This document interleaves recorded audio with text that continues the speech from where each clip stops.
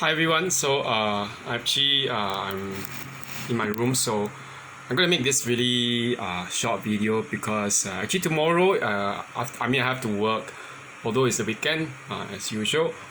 But because I have some time after work and I actually know of a current this so-called evangelistic rally. Okay, they call it a healing rally or miracle rally by the speaker David Hernandez. He's coming over from California, Singapore, and on some Asian tour, I think so. I'm not sure, but he's invited by a church, okay, down here. So I'm actually going to attend it, not because I believe in it, but because I want to actually do some observation. Yes, I was jokingly telling some friend, including one of them who left because he didn't like that church, that he thinks that he had questions about, he questioned the way that they told people to stop seeing or distrust doctors, to go and pray away the illness. Okay, that was the degree to which that charismatic church actually went. The idea that you can pray away everything. I had a real problem because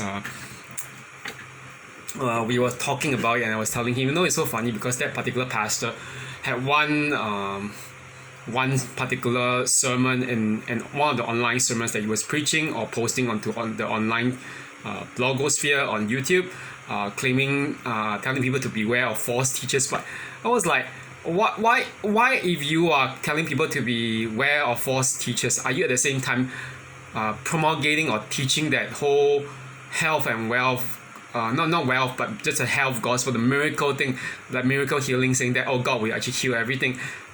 It's not exactly the main focus of what the Christian message is about.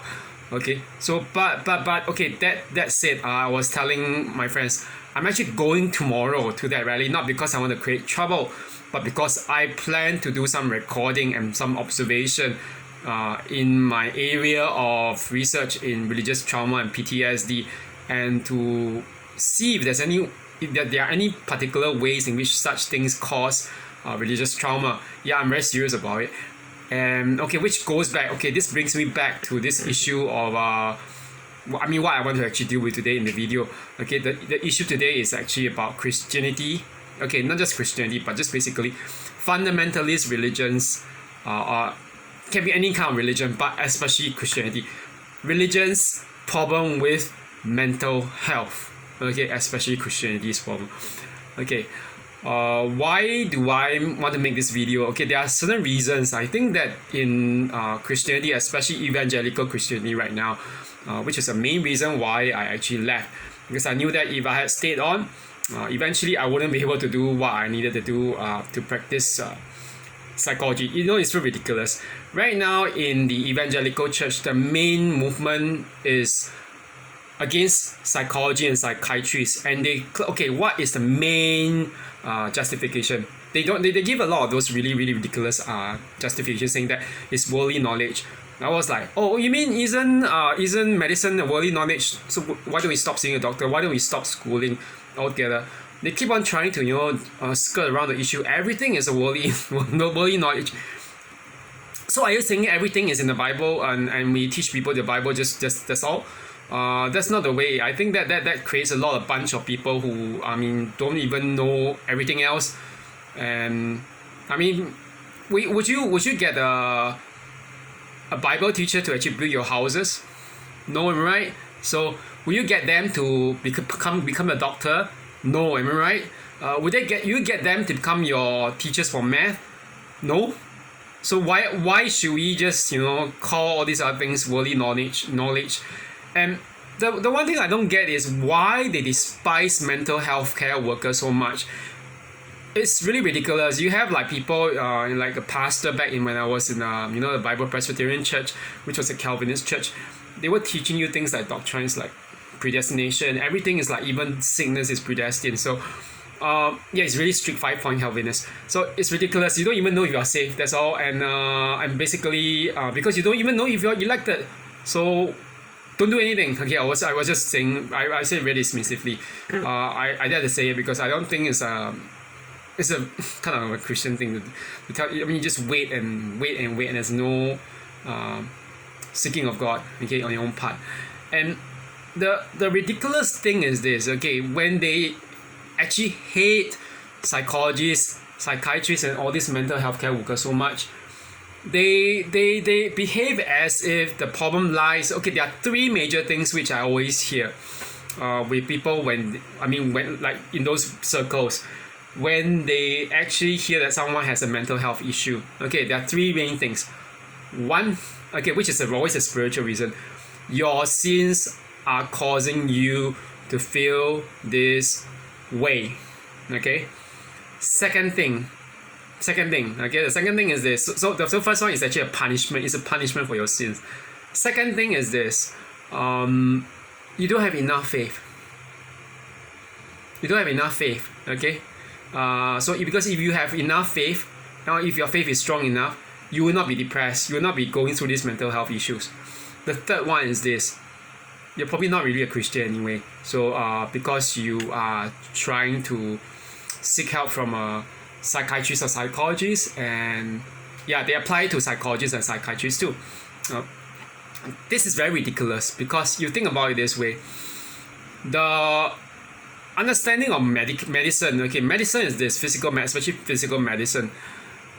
The word for this in Greek, sana, S-A-N-A, okay, implies it's not like an immediate healing process. Like, oh, I say, you're well recovered, and then you're recovered immediately.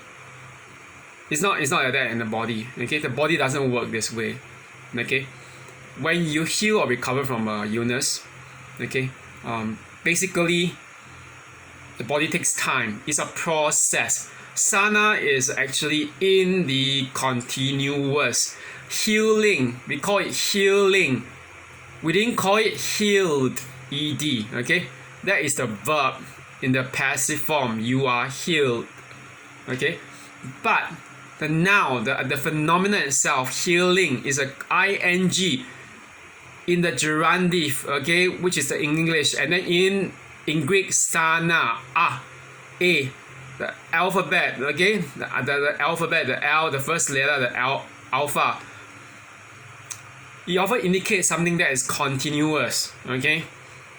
So this is something that I think that this particular group of people, that the so-called fundamentalist Christians, or even the charismatic Christians, who think that everything is just down to declaring it or praying away it or using the Bible to do everything, is very, very wrong-headed, because it totally shows an ignorance of the processes by which mental health issues actually arise. Okay, sometimes, of course, it can be induced by the situation, but even if the situation is removed, it doesn't necessarily mean that you recover immediately. That's because the situation has actually triggered certain things in your biochemistry, okay, in your neurology, your brains, the chemicals that lead to you being depressed. Okay, so it's so ridiculous when someone tells you to pray away the blues. How disgusting is that? Okay, they show total ignorance. Then they tell you to stop seeing the psychiatrist or the psychologist.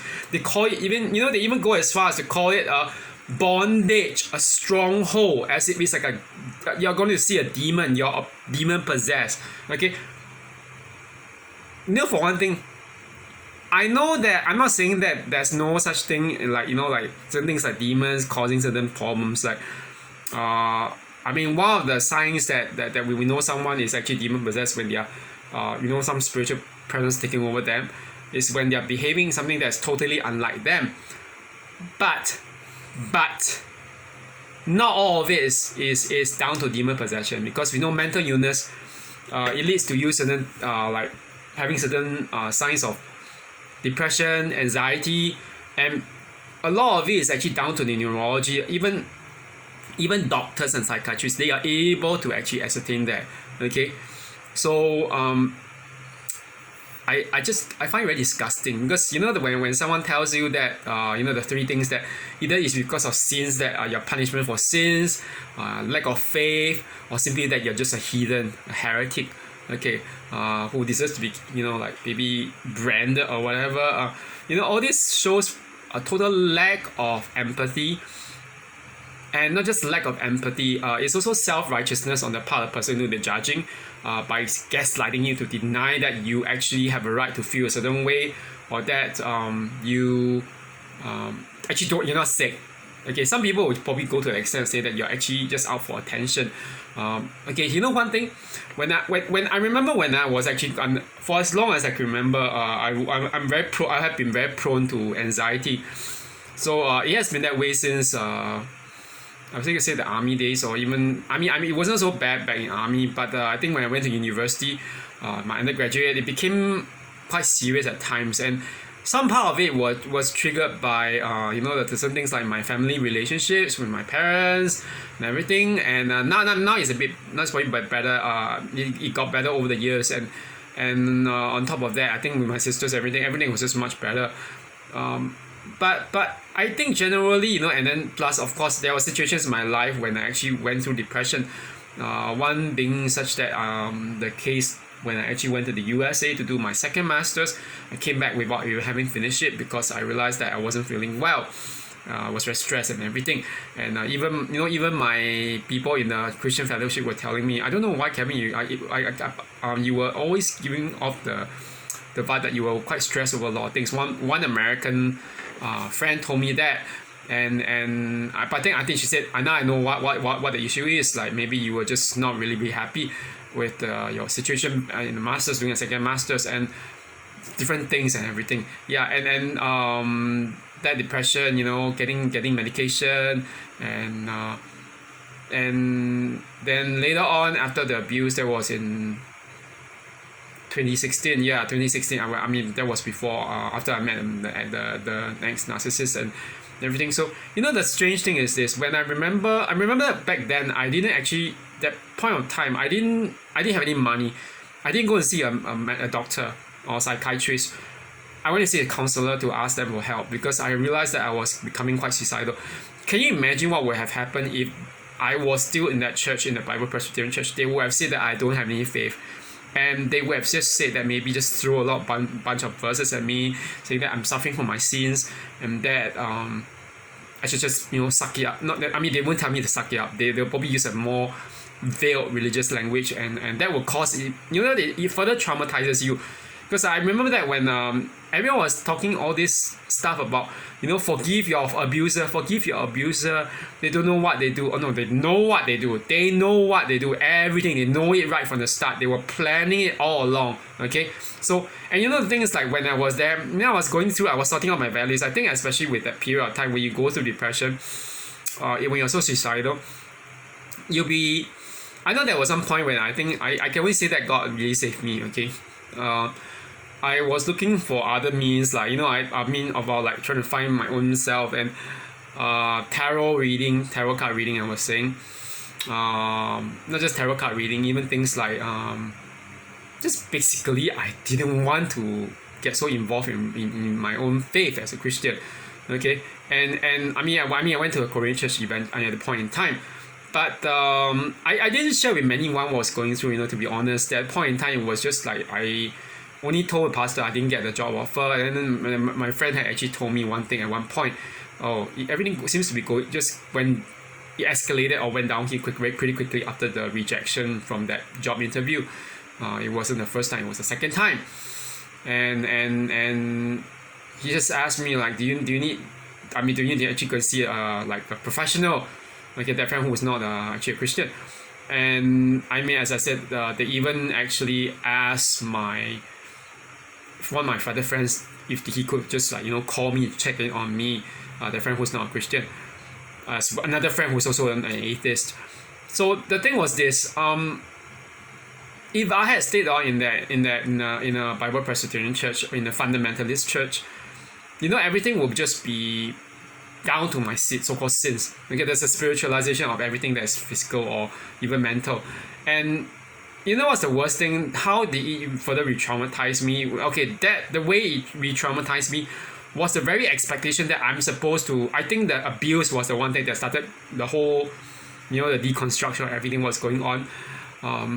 It's like the expectation that if you don't forgive, you're not going to be forgiven by God. and then therefore you are just going to go, I'm going to go to hell. And of course that everything just went down. You just have escalated, and then at one point, I think there was one point I realized, damn, I didn't really believe in the Calvinist version of God. It's such a cruel God. Okay.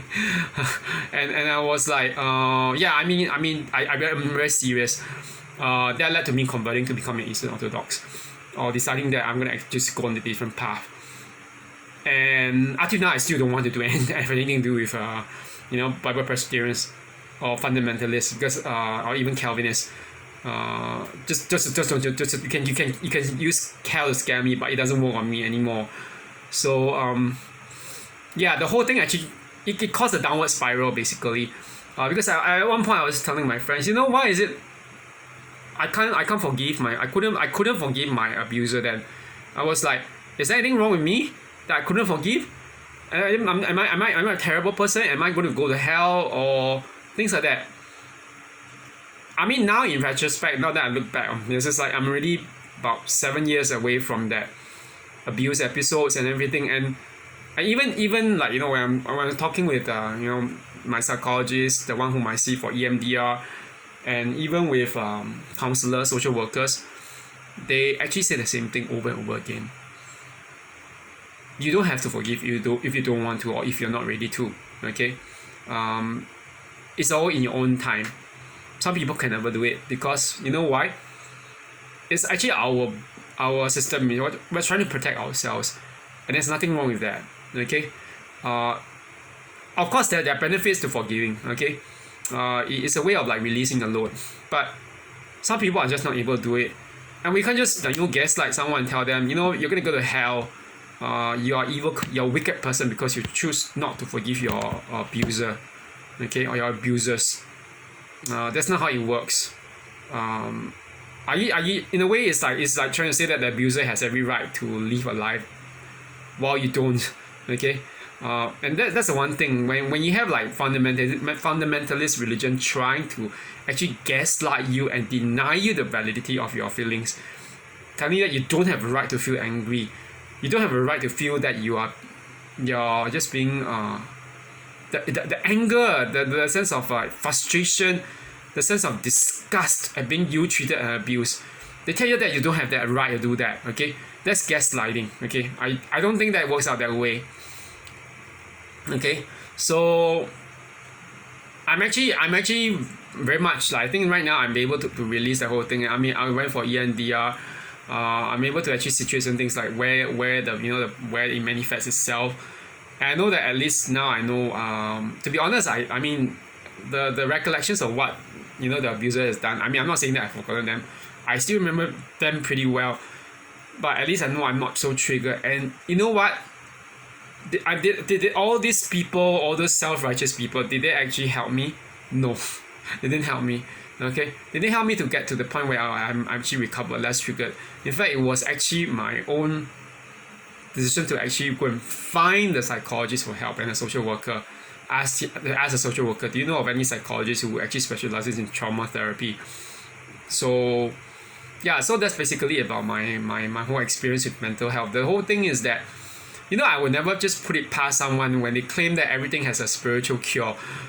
It's like there are a lot of quack doctors nowadays who are doing that kind of thing. I don't mean say quack doctors, like spiritualists, people in the spiritual circles who are claiming that.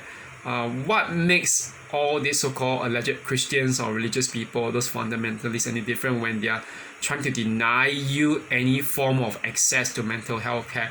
It's like it's almost no different from them telling you don't see a doctor when you need to. Okay, and then what happens if you refuse to see a doctor? Obviously you're going to get more sicker and sicker and more ill.